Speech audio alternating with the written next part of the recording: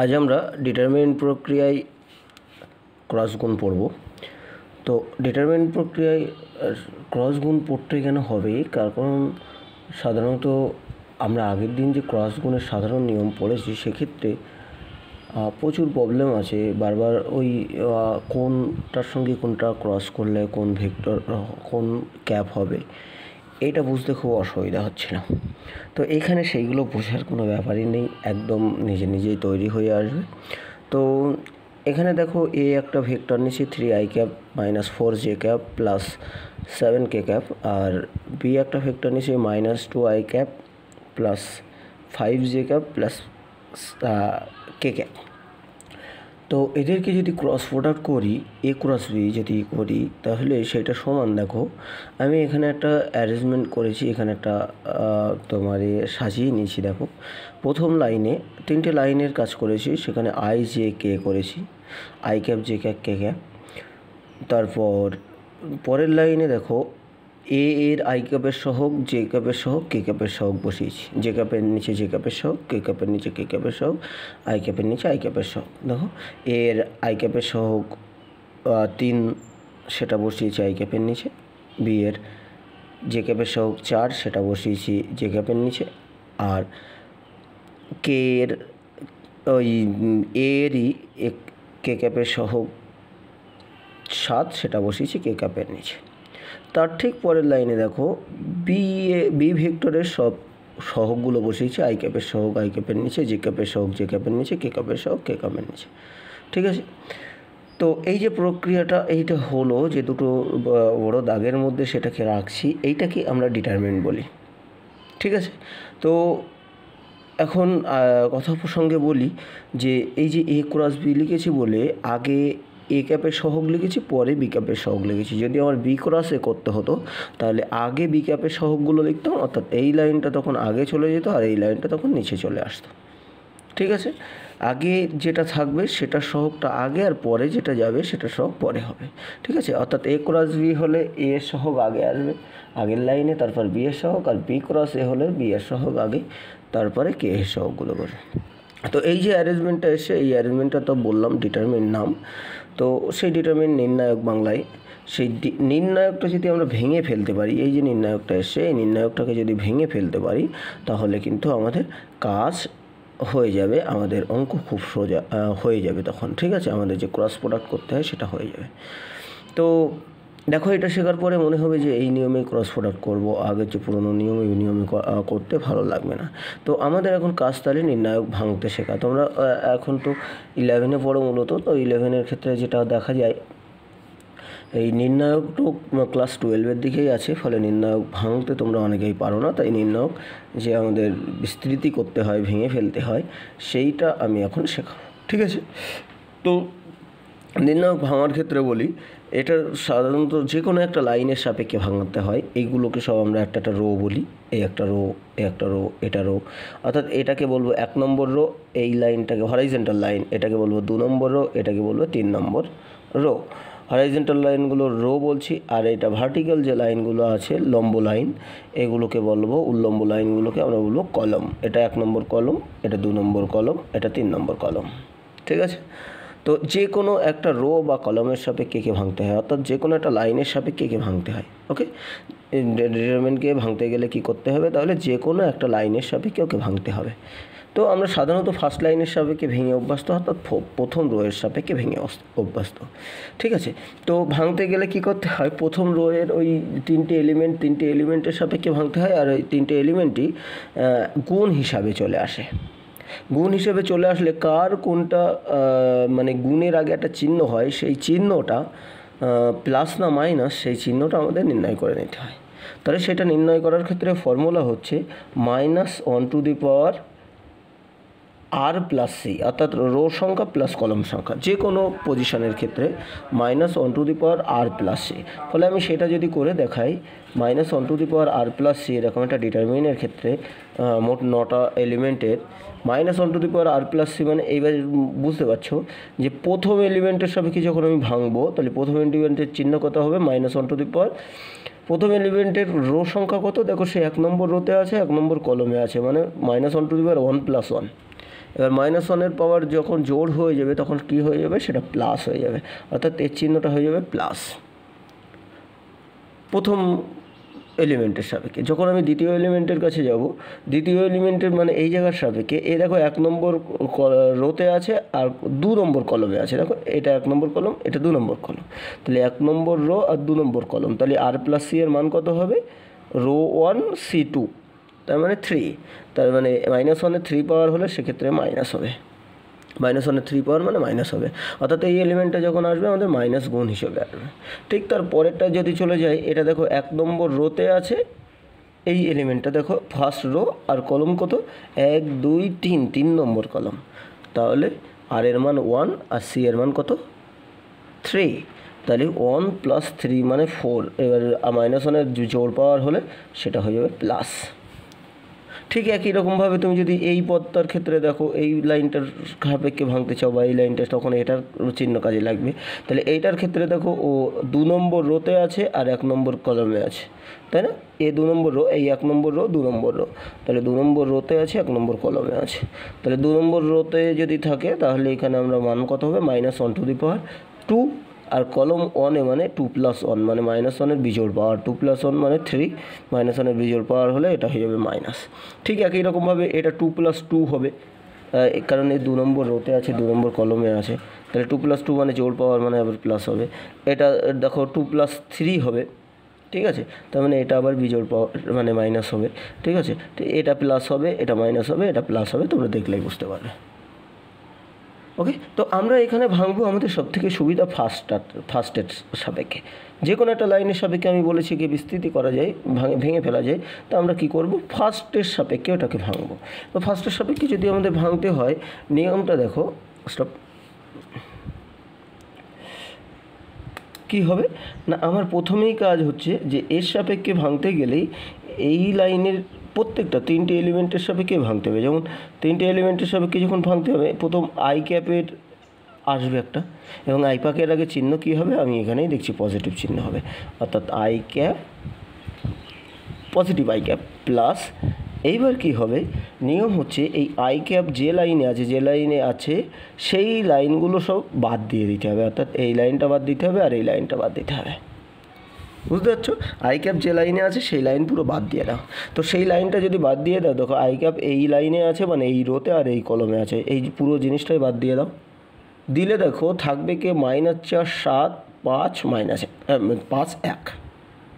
আমাদের নিয়ম হচ্ছে একদম যে বাস সাইডের কর্নার থেকে শুরু করব, দেখো 4টে এলিমেন্ট থাকলো আর মাত্র, তো সেখানে নিয়ম হচ্ছে বাস সাইডের কর্নার থেকে শুরু করব, এই কর্নারে আসবো গুণ, অর্থাৎ এইটা গুণ এইটা, তারপর সূত্রের মাইনাস এইটা গুণ এইটা, তার মানে নিয়ম হচ্ছে এখানে তাহলে -4 গুণ 1, এইটা গুণ এইটা মাইনাস এইটা গুণ এইটা, অর্থাৎ 5 গুণ এটা মাইনাস সূত্রের ইন্টু 7, এই হয়ে গেল আই ক্যাপের কাজকর্ম। বোঝা গেল কী বললো, যে আই ক্যাপ যে লাইনে আছে সেই লাইন বাদ দিয়ে দিলে 4টে এলিমেন্ট পড়ে থাকলো, সেই 4টে যে জিনিসগুলো থাকবে সেই 4টের আমরা বাঁ সাইডের কর্নারের থেকে শুরু করে যে কর্নারটা আসবে সেই দুজনকে গুণ করব, সেই কর্ণ দুটো, আর অপর কর্ণ দুটো গুণ করে মাইনাস করে দেবো। ওকে, তারপরে এবার যদি আমরা জে ক্যাপ ধরি, তাহলে জে ক্যাপের আগে চিহ্নটা কী হবে যেন, মাইনাস হবে, তার মানে এবার দেখো ওটা প্লাস আই ক্যাপ হয়েছিল, এটা মাইনাস জে ক্যাপ, তাহলে ঠিক আছে মাইনাস জে ক্যাপ, এবার গুণ করে দেখব, মাইনাস জে ক্যাপ মানে যে লাইনে আছে সেই লাইন আবার বাদ দিয়ে দিতে হবে, অর্থাৎ এই লাইনটা বাদ যাবে আর এই লাইনটা বাদ যাবে, থাকবে কত 3 7 -2 1, তার মানে এইবার আবারও সেই বাঁ সাইডের কর্নার থেকে শুরু করো, এইটা গুণ এইটা মাইনাস এইটা গুণ এটা হবে, তাই তো, তার মানে এটা হবে 3 গুণ 1 -2 গুণ 7, বোঝা যাচ্ছে, খুব ইজি জিনিস। প্লাস কে ক্যাপেরটা করি, কে ক্যাপেরটা দেখো আবার প্লাস হয়ে যাবে কে ক্যাপের আগে, দেখেছ যে এই অনুযায়ী কীভাবে হচ্ছে, প্রথমটা আই ক্যাপ প্লাস, তারপরে মাইনাস গুণ হয়ে গেল মাইনাস জে ক্যাপ, এটার জন্য আবার প্লাস কে ক্যাপ, তাহলে কে ক্যাপ গুণ হলো, তাহলে কে ক্যাপ ইন্টু, দেখো কে ক্যাপ যে লাইনে আছে সেই লাইন বাদ যাবে, অর্থাৎ এই লাইনটা বাদ যাবে আর এই লাইনটা বাদ যাবে, কে থাকবে 3 -4 -2 5, তাহলে 3 গুণ 5 হবে, তারপর মাইনাস আছে সূত্রের, তারপরে কি হলো এটা -2 গুণ -4, ঠিক আছে। তো এইখানে দেখো তুমি এখানে এই কাজ করলেই কত হবে, এই ক্যালকুলেশন করেই ফেলতে পারি আমরা। এখানে হচ্ছে -4 আর এটা 35, তাহলে -39, তার মানে এটা হবে আলটিমেটলি -39 আই ক্যাপ, কারণ সহগটা -39 হয়ে গেছে। আই ক্যাপ প্লাস থাকতে পারে কিন্তু তার সহগ হয়ে গেছে মাইনাস। ঠিক আছে, ঠিক একই রকমভাবে এটা মাইনাস প্লাস 14 আর 3 17, তাহলে এটা হবে +17 জে ক্যাপ। ঠিক আছে, আর এটা কি হবে, এটা 3×15 আর এটা হচ্ছে মাইনাসে +8, তাহলে বিয়োগ হয়ে গেল 15 থেকে 8, তাহলে এটা প্লাস প্লাস কত হবে তোমার 7 কে ক্যাপ। এখানে কি ভুল করেছি, 14, হ্যাঁ এটা মাইনাস হবে, তো এখানে মাইনাস আছে। ঠিক আছে, তো এই দেখো খুব সহজে এই ক্ষেত্রে আমরা ক্রস প্রোডাক্ট করে দিলাম। দেখো সেই আই ক্রস জে কত হবে, জে ক্রস কে কত হবে, এসব কিচ্ছু আমাদের এখানে দরকার পড়েনি। তাহলে আবারও একবার দেখো যে প্রথমেই যাদের ক্রস প্রোডাক্ট করতে হবে আমাদের এরকম একটা অ্যারেঞ্জমেন্ট করে নেবো, যেটাকে আমরা ডিটারমিন বলছি। I cap, J cap, K cap প্রথম লাইনে লিখবো, তারপর প্রথম ভেক্টরটার সহগ লিখবো পরের লাইনে, তারপরের লাইনে দ্বিতীয় ভেক্টরটা সহগ লিখবো। এটাকে ডিটারমিন বলি। ডিটারমিন ভাঙার নিয়ম কি না, প্রথম I cap into I cap যে লাইনে আছে সেই লাইনটা বাদ দিয়ে দিতে হবে, যে বাদ বাকি যে 4 জন আছে বা সাইডের কর্নার থেকে গুণ করবো মাইনাস অফ এই কর্নারটা, অপর কর্নারটা, গুণফল। ওকে, ঠিক আছে। জে ক্যাপের আগে তো মাইনাস হবে, আমরা এখানে দেখলাম জে ক্যাপের আগে মাইনাস দিয়ে গুণ হবে। ঠিক আছে, এইভাবে যখন ভেঙে ফেলবো দেখো তোমার এ ক্রস বি সিম্পল বিষয় এসে গেছে আমাদের। কোনো রকমের কোনো শুধু ডিটারমিনটা ভাঙা শিখলে দেখবে ক্লাস 12-এ উঠলে এই ডিটারমিন ভাঙা প্রচণ্ড সোজা, যখন তোমরা অনেক প্র্যাকটিস করবে ডিটারমিন সব থেকে সোজা চ্যাপ্টার, আর এটা ভাঙা তো আরও সোজা। ঠিক আছে, ফলে এই বিস্তৃতি করা, ভেঙে ফেলাটাকে বিস্তৃতি করা, এইভাবে তুমি হামেশাই কিন্তু ক্রস প্রোডাক্ট করতে পারো। এবার দেখো ক্রস প্রোডাক্ট করে কিন্তু আমাদের অনেক সময় এখান থেকে একটা সিম্পল প্রবলেম দিতে পারে যে এ ক্রস বি অভিমুখের একক ভেক্টর নির্ণয় করো, বা বি ক্রস এ অভিমুখের একক ভেক্টর নির্ণয় করো। একক ভেক্টর নির্ণয় করার সিস্টেম তো আমরা এর আগে পড়েছি। এ ক্রস বি একটা ভেক্টর, তাহলে সেই অভিমুখের একক ভেক্টর নির্ণয় করতে গেলে কী করতে হবে, n cap = a cross b by mod of A cross b, অর্থাৎ এইটার মড বার করে আমাদের সেখানে সেই মানটা ভাগ করে দিতে হবে। এ ক্রস বি যেটা এসে এইটাকে এরই মড যেটা হবে, এর মড মানে √−39² প্লাস √−17 প্লাস √12 না, একবারই √12−39² প্লাস আর -17² প্লাস 7², এটা হচ্ছে মান। তাহলে এইটাকেই এ ক্রস বিকেই সেই মানটা দিয়ে যদি ভাগ করে দিই, তাহলে আমরা এ ক্রস বি অভিমুখের একক ভেক্টর নির্ণয় করতে পারবো। ঠিক আছে, এবার ক্রস প্রোডাক্ট সম্পর্কে একটা কথা বলি। সেটা হচ্ছে তোমাকে হয়তো বলে দিল যে এবি দুটো ভেক্টর আছে, সেই ঠিক আছে এবি দুটো ভেক্টর আছে, দেখা গেল সেটি কোনো একটি ত্রিভুজের সন্নিহিত বাহু। এবি দুটো ভেক্টর যেটি কোনো ত্রিভুজের সন্নিহিত বাহু, এটা এ ভেক্টর আর এটা বি ভেক্টর, কোনো ত্রিভুজের সন্নিহিত বাহু এরকম দিয়ে দিল, এবং তাদের মধ্যবর্তী কোণ থিটাও বলে দিল। এখন বলছে যে তুমি তাহলে ওই ত্রিভুজের ক্ষেত্রফল কত হবে নির্ণয় করো। ঠিক আছে, ত্রিভুজের ক্ষেত্রফলটা কত হবে নির্ণয় করো। দেখো খুব সহজে নির্ণয় করা যায়, ওই ত্রিভুজের ক্ষেত্রফল নির্ণয় করা যায়। এবি একটা সন্নিহিত বাহু দিয়ে দিলে তাদের কিন্তু আমরা ক্ষেত্রফল নির্ণয় করতে পারি, এবং এটা বলতে পারো আমাদের যে ক্রস গুণের ফিজিক্যাল সিগনিফিকেন্স এখানে পাবো, ক্রস গুণ অ্যাকচুয়ালি কোন জিনিসকে প্রকাশ করে সেইটা আমরা এখান থেকে পেতে পারি। ঠিক আছে, তো সেটা করার চেষ্টা করি। দেখো আমি যদি এখান থেকে করি ক্রস গুণের যে ফিজিক্যাল সিগনিফিকেন্স, আমরা একদম ক্রস গুণ বাস্তব ক্ষেত্রে কী জিনিসকে প্রকাশ করে, সেই জিনিস বিভিন্ন রকম জিনিসপত্রকে প্রকাশ করে, তার মধ্যে আমরা একটা জিনিস পেতে পারি। সেটা দেখো, এই যদি একটা ত্রিভুজ হয় এবিসি ত্রিভুজ, সেই এবিসি ত্রিভুজের যদি আমরা ক্ষেত্রফল বার করি, ক্ষেত্রফল কত হবে, এবিসি ত্রিভুজের ক্ষেত্রফল দেখো, আমাদের ক্ষেত্রফলের একদম সিম্পল নিয়ম আছে কি, ভূমির দৈর্ঘ্য ইন্টু উচ্চতা, তাই তো। তো এখানে একটা ভূমির দৈর্ঘ্য হয়তো আমরা বেশি পেতে পারি, কিন্তু উচ্চতা নেই, তাই উচ্চতা নেই মানে আমরা তখন কি করব, এ বিন্দু থেকে এই বাহুর উপরে একটা লম্ব টেনে নেব, এবং মনে করলাম সেটা ডি বিন্দুতে সেট করলো। স্পষ্ট বিসি ক্ষেত্রফল বলেছে ওখানে ছেড়ে দাও, বিসি লম্ব কিন্তু এডি। ঠিক আছে, বিসি লম্ব এডি। তাহলে ত্রিভুজের ক্ষেত্রফল তো আমরা লম্ব যখন টেনে ফেলেছি খুব সহজে আমরা বুঝতে পারবো কী যেন নিয়ম, হাফ ভূমি ইন্টু উচ্চতা, তাই তো, হাফ ভূমি ইন্টু বিসি, হাফ ভূমি বিসি ইন্টু উচ্চতা এডি। ঠিক আছে, এটা বর্গ একক, সরি বর্গ একক, যা হবে হবে সে পরে দেখব। তাহলে হাফ ভূমি ইন্টু এসি, ভূমি ইন্টু উচ্চতা করে দিলাম। এবার আমাদের নিয়ম অনুযায়ী দেখো ক্ষেত্রফল হাফ তো আছেই, বিসি দেখো আমাদের একটা ভেক্টর, বিসিকে আমরা মড অফ এ ভেক্টর বলতে পারি, এ ভেক্টরের মান, তাই না? বিসি মানে তো এই যে ভেক্টরটা প্রকাশ করছে তার মান। ওকে, এবার এডি সমান দেখো, এডি হচ্ছে এই কোণের সাপেক্ষে, এই থিটা কোণের সাপেক্ষে কিন্তু লম্ব এডি। তাহলে এখান থেকে আমরা দেখতে পাচ্ছি যে লম্ব এডি বাই অতিভুজ এবি ইজ ইকুয়াল টু কত হবে যেন, সাইন থিটা। তাহলে এডি সমান এবি সাইন থিটা লিখতে পারি আমরা। তাহলে এডির জায়গায়, আচ্ছা এখানে বিসি একবার রেখে দিই, বিসি ইন্টু এটা এডির জায়গায় লিখলাম AB sine theta, AB sine theta. কেন এবি সাইন থিটাতে গেল? তার কারণ আমরা এডিকে চিনি না কিন্তু এবিকে চিনি, থিটাকেও তো চিনি, তাহলে আমাদের করার সুবিধা হবে। তাহলে এটা হাফ বিসি মানে তাহলে মড অফ এ ভেক্টর, তাই না, এবি মানে মড অফ বি ভেক্টর, তাই না, এবি মানে তো বি ভেক্টরের মান ইন্টু সাইন থিটা। যে জিনিসটা এসছে দেখো mod of A mod of B sine theta, mod of A mod of B sine theta আমাদের প্রচণ্ড পরিচিত জিনিস, কী বলো তো, হাফ তো আছেই, আর এ বি সাইন থিটা মানে A cross B, mod of A cross B, A cross B এর মান এটা, এ বি সাইন থিটা মানে সেই এন ক্যাপ বাদ দিয়ে এ ক্রস বির যা থাকে সেই জিনিসটা। ঠিক আছে, তার মানে এটা এ ক্রস বি এর মান।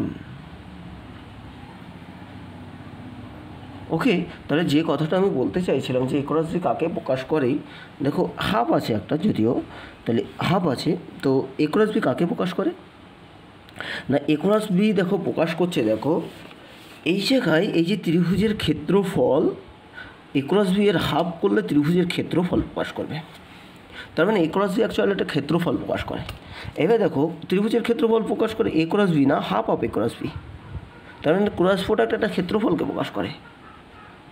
তার মানে এ ক্রস বি কাকে প্রকাশ করে, 2 ইন্টু ত্রিভুজের ক্ষেত্রফল, তাই না?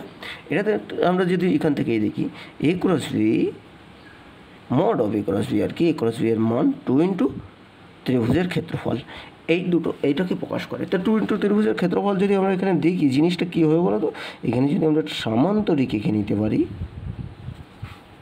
তাহলে দেখো এই একটা ত্রিভুজ আর এই একটা ত্রিভুজ সামান্তরিক কর্ণ সর্বসম দুটো ত্রিভুজে বিভক্ত করে। তাহলে এ ক্রস বি কাকে প্রকাশ করছে, 2 ইন্টু এই ত্রিভুজের ক্ষেত্রফল মানে পুরোটার ক্ষেত্রফল। তার মানে এ ক্রস বি মানে এই সামান্তরিকটার ক্ষেত্রফল, এ বি সি আর এখানে যদি ই দেই, এই সামান্তরিকের ক্ষেত্রফল।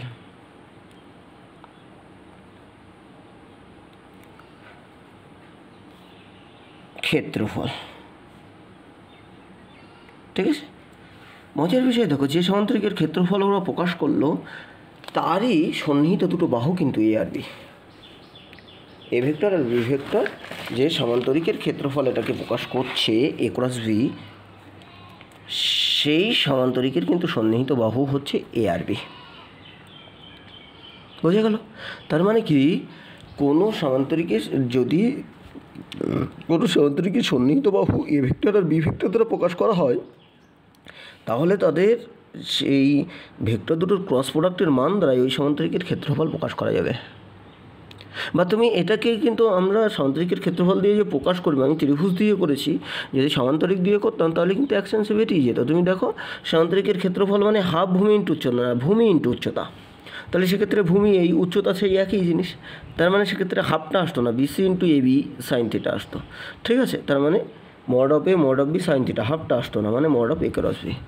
আমাদের অনেক সময় দেয় যে এ বি সন্নিহিত বাহু যদি থাকে তাহলে সেই সমান্তরিকের ক্ষেত্রফল নির্ণয় করো বা প্রমাণ করো যে তাদের ক্রস প্রোডাক্ট দিয়েই আমরা ওই সমান্তরিকের ক্ষেত্রফলকে প্রকাশ করি। তুমি সিম্পলি এইভাবে করে দেবে।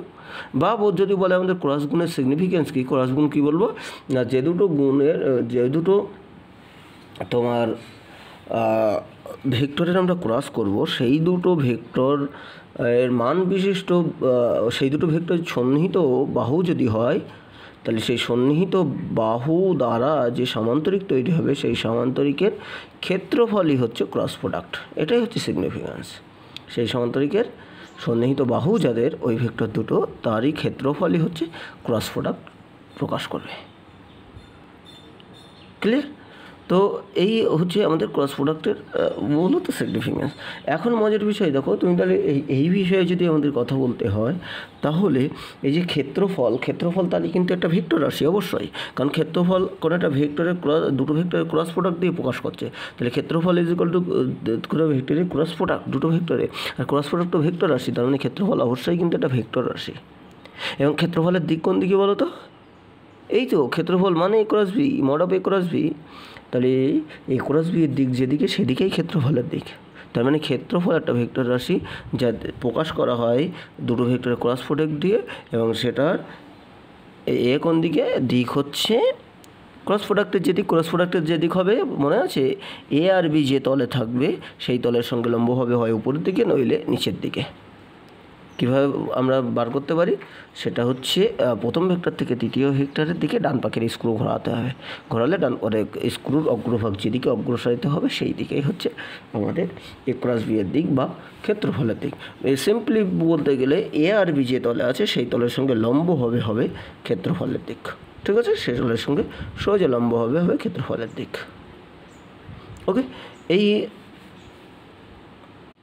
এই ক্রস প্রোডাক্টের আরও যদি আমরা তোমার অ্যাপ্লিকেশানে যাই, প্রচুর অ্যাপ্লিকেশান আছে। যেমন আমাদের যে কৌণিক জিনিসপত্রগুলো বেরোয়, এরপরে দেখবো আমরা কৌণিক জিনিসপত্রগুলো পড়বো। যেমন আমাদের রৈখিক সরণ পড়েছি, ওদের কৌণিক সরণ আছে। রৈখিক বেগ পড়েছি, কৌণিক বেগ আছে। তারপর আর কৌণিক ত্বরণ আছে, কৌণিক ভরবেগ আছে। প্রত্যেকটাগুলোকে আমরা বলি, ওদেরকে একটা বিশেষ টাইপ ভেক্টর বলে। ঠিক আছে? অক্ষীয় ভেক্টর, আমাদের সাধারণ ভেক্টরের মতো নয়, একটু অন্যরকম ভেক্টর। সেই অক্ষীয় ভেক্টরগুলো সব কিন্তু আমাদের ক্রস প্রোডাক্ট থেকেই আসে মূলত। অর্থাৎ সেক্ষেত্রে দেখা যায় যে দূরত্বের সঙ্গে ওই কৌণিক ভেক্টরগুলোকে যদি আমরা ক্রস প্রোডাক্ট করি তাহলে আমরা রৈখিক ভেক্টর পাওয়া যাবে। ঠিক আছে? যেমন আমাদের রৈখিক সরণ রৈখিক সরণ s is equal to r cross কৌণিক সরণ থিটা। আর ক্রস থিটা, এই আর ভেক্টর, আর মানে দূরত্ব ভেক্টর, ঠিক আছে, ব্যাসার্ধ ভেক্টর। সেই ব্যাসার্ধ ভেক্টরের সঙ্গে যদি আমরা থিটা অর্থাৎ কৌণিক সরণ এটাকে ক্রস প্রোডাক্ট করি তাহলে আমরা কিন্তু রৈখিক সরণ পেয়ে যাব। সেরকম একই রকমভাবে ভি ভেক্টর মানে বেগ ভেক্টর, সাধারণ বেগ, রৈখিক বেগ সমান দেখা যায় যে এই আর ক্রস যদি ওমেগা করি, ঠিক আছে, ঠিক আর ক্রস ওমেগা, তাহলে ক্রস প্রোডাক্টের অ্যাপ্লিকেশন করে আমরা এগুলো সব বার করতে পারি। যদি আমাদের এটা বলে দেয় তাহলে এটা বার করতে পারবো। ঠিক আছে? তো আবার একই রকমভাবে ওমেগা মানে কি? কৌণিক বেগ কিন্তু। ঠিক আছে? কৌণিক বেগের সঙ্গে ব্যাসার্ধ যখন ক্রস প্রোডাক্ট করবো রৈখিক বেগ হবে। ঠিক একই রকমভাবে যদি আলফা করি, তোমার এ ভেক্টর, এ মানে তোমার রৈখিক ত্বরণ করতে পারি কি? কৌণিক ত্বরণের সঙ্গে, আলফা হচ্ছে কৌণিক ত্বরণ, সেই কৌণিক ত্বরণের সঙ্গে ব্যাসার্ধ যদি ক্রস প্রোডাক্ট করি দূরত্ব ভেক্টরের, তাহলে সেক্ষেত্রে দেখা যাবে যে আমরা রৈখিক ত্বরণ ভেক্টর পেয়ে যাচ্ছি। ঠিক একই রকমভাবে তুমি এটাও করতে পারো যে ওই আছে যে কৌণিক ভরবেগের ক্ষেত্রেও ওই রকম হয় যে তুমি যদি রৈখিক ভরবেগ, এক্ষেত্রে একটু অন্যরকম। রৈখিকের সঙ্গে ব্যাসার্ধ, এটা রৈখিক প্রকাশ করে, রৈখিক পি দিয়ে প্রকাশ করে। তাহলে রৈখিকের সঙ্গে ব্যাসার্ধ যদি তুমি ক্রস প্রোডাক্ট করো তাহলে সেক্ষেত্রে কৌণিক ভরবেগ পাবে। ভরবেগের ক্ষেত্রে একটু অন্য নিয়ম, সেটা হচ্ছে রৈখিকের সঙ্গে ব্যাসার্ধ ক্রস প্রোডাক্ট করলে তারপরে কৌণিক ভরবেগ পাবে তুমি। হ্যাঁ, তো এইরকমভাবে আমাদের ক্রস প্রোডাক্টের অজস্র অ্যাপ্লিকেশান আছে। এছাড়াও একটা টাইপের অঙ্ক আমার ক্রস প্রোডাক্টের ক্ষেত্রে খুব মনে পড়ছে। সেটা হচ্ছে, ধরো তোমাকে দুটো ভেক্টর দিয়ে বললো তারা সমান্তরাল হবে কোন শর্তে নির্ণয় করো, বা এ ভি এর কোন মানের জন্য সমান্তরাল হবে। আমি একটা অঙ্ক দেখাচ্ছি। দেখো এখানে একটা অঙ্ক দেওয়া হয়েছে, A I cap minus B J cap plus 4k cap, আর B vector is equal to 20 I cap plus 28 cap minus 16k cap. আর বলা হচ্ছে ভেক্টর দুটো সমান্তরাল হবে কখন। ঠিক আছে? ভেক্টর দুটো যদি সমান্তরাল হয় তাহলে এই বি এর মান কত হবে। ঠিক আছে? তো আমরা একটা জিনিস জানি যে সমান্তরাল হলে ভেক্টর দুটোর ক্রস প্রোডাক্ট শূন্য হবে। তো সেটাই আমরা করব, এ ক্রস বি সমান শূন্য হবে। এবার আমরা ক্রস প্রোডাক্ট যেহেতু এই নিয়মটা এখন শিখলাম, এই নিয়মটা একটু করার চেষ্টা করি। ঠিক আছে? এই নিয়মটা কী হবে? ডিটারমিনেন্ট নিয়মটা আই জে কে দিয়ে দিলাম। ঠিক আছে? আই জে কে দিলাম, দিয়ে অ্যাকচুয়ালি এটা তো শূন্য না, নাল ভেক্টর হিসাব বলে, তাহলে এই সাইড ভেক্টর হলে এই সাইডে ভেক্টর রাখতে হবে। তাহলে আই জে কে দিলাম, তারপরে বি এ সহগ, তো এ সহগ এ, এটা মাইনাস ভি, আর এটা 4, আর বি এর সহগ কত 20, 28, 16, এই হচ্ছে বি এর সহগ। তাহলে এ আর বি এর সহগ বসিয়ে দিলাম, ও সাইডে ভেক্টর মানে এ সাইডে আমরা সেই ভেক্টর আকারে রাখছি, নাল ভেক্টর। ওকে, এবার সমান আমরা কি করতে পারি, এবার আমরা ভেঙে ফেলি আই ক্যাপ যখন দিয়ে ভাঙবো তখন কি হবে, এইটা এটার গুণ মাইনাস এইটা এটার গুণ, তার মানে এটা হবে মাইনাস বি গুণ 16 মাইনাস এটা 4 গুণ 28, এটা কিন্তু সূত্রে মাইনাস, খেয়াল করবে, এটা গুণ এটা মাইনাস এটা গুণ এটা। তারপর যে ক্যাবের সহগ করলে যে ক্যাবের সহগের আগে মাইনাস আসে আমরা জানি, তাহলে এটাকে এই লাইন আর এই লাইন যদি আমরা বাদ দিই তাহলে এটা কত হবে এ ইন্টু 16 মানে 16a, আর এইটা হচ্ছে 4 গুণ 80 মানে মাইনাস 80। ওকে, তারপরে কে ক্যাবের সহগ করলে কত হবে কে ক্যাব ইন্টু কত হবে, এইটা আর এই লাইন বাদ যাবে, তাহলে এখানে 28a 28a মাইনাসে মাইনাসে প্লাস দেখো 20b, সরি 20b, এই হয়ে গেল। তাহলে এখানে আমার ক্রস প্রোডাক্ট করা, ঠিক আছে। তো এবার জিরোটা যেটা আছে, জিরোকে আমরা লিখতে পারি এরকমভাবে যে 0 I cap plus 0 J cap, যে নাল ভেক্টরটা আছে তাকে আমরা এইভাবে লিখতে পারি না, প্লাস 0 কে ক্যাপ, মানে তার মান 0, কিন্তু তিনটে অ্যাক্সিস বরাবর আমি ভেঙে নিলাম 0 I cap plus 0 J cap plus 0 K cap. এখানে আমার কী করতে হবে জানো, যে এই সাইড আর এই সাইড আই ক্যাপের সহগ সমান করতে পারি, ভেক্টর তো আমরা ইকুইভ্যালেন্ট করতেই পারি। তাহলে এই সাইড আর এই সাইড আই ক্যাপের সহগ সমান করে দেখো, এখানে হবে minus 16b AC minus 4 into 28 is equal two কত হবে 0। সেখান থেকে হামেশাই আমরা বি এর একটা মান পেয়ে যাব, সেটা হচ্ছে 4 গুণ 28 বাই 4 গুণ 28 বাই 16, ঠিক আছে না, আবার একটা মাইনাস আসবে এই সাইডে, তাহলে 4 4 কেটে গেল 4, তাহলে 7 হবে মাইনাস 7। ঠিক আছে, একই রকমভাবে এখানে দেখো 16a minus 80 is equal two 0 হবে যে ক্যাপের সহগ সমান করলে, ঠিক আছে। তার মানে এখানে a সমান দেখো 5 হয়ে যাচ্ছে, প্লাস 5, আর তাহলে এটা আর করার দরকার হচ্ছে না, আর এটা করলেও সমস্যা হয়ে যাবে। সেখান থেকে দেখো এ আর বি এর আমরা মান পেয়ে গেলাম। এইভাবে আমরা ক্রস প্রোডাক্টের সাহায্যে এ বি এর মান নির্ণয় করতে পারি দুটো সমান্তরাল হলে। এছাড়াও অনেক নিয়ম আছে, যেসব নিয়মে এই দুটো সমান্তরাল হলে তাদের মান নির্ণয় করা যায়। যেমন আই ক্যাপের সহগের অনুপাত সমান জে ক্যাপের সহগের অনুপাত সমান কে ক্যাপের সহগের অনুপাত হয় দুই ক্ষেত্রেই, মানে a by 20 is equal to minus b by 28 is equal to 4 by 16। এই করেই সমীকরণ থেকে আমরা সব মান বার করতে পারি। ওকে, নিয়মটা হচ্ছে এই a vector is equal to m into b vector. তো এই কে ক্যাপের সহগের থেকেই আমরা এম এর মান নির্ণয় করে নিতে পারি, সেইগুলো মান বসিয়ে দিলে দেখা যাবে যে এইসব জায়গায় আমি হামেশাই এ বি এর মান নির্ণয় করে নিতে পারবো, ঠিক আছে, ইম্পর্টেন্ট জিনিস। তো এরকম ধরনের আরও সব উদাহরণ আছে অনেক, একটু করবে, যদি কোনো প্রবলেম হয় বলো, ঠিক আছে, ওকে।